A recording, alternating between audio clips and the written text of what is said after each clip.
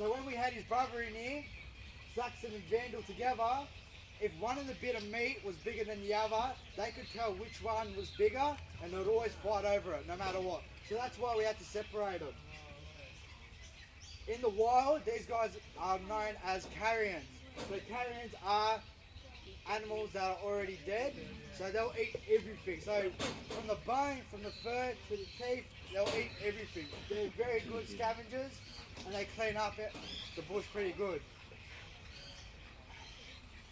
So, does anyone here know how many babies or pups a Tasmanian devil will produce at one time? Just take a guess. 3 to 5.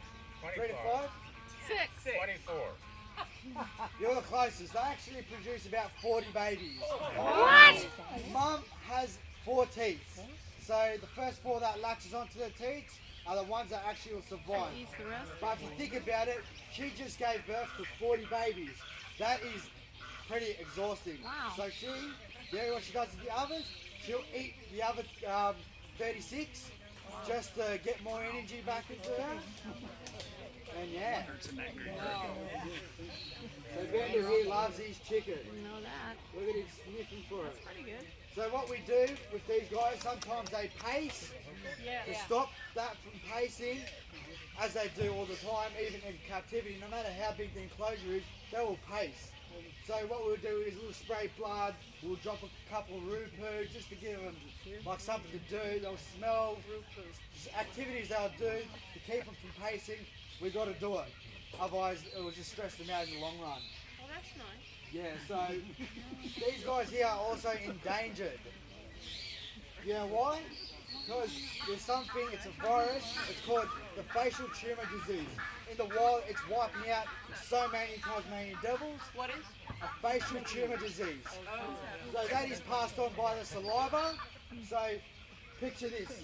The only time a devil will meet other devils is when they're feeding.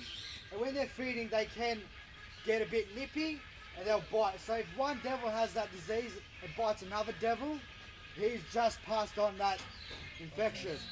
And what that infection does, that will blow up their whole face until they can't breathe, eat, drink, and eventually it's an ugly and slowly painful death.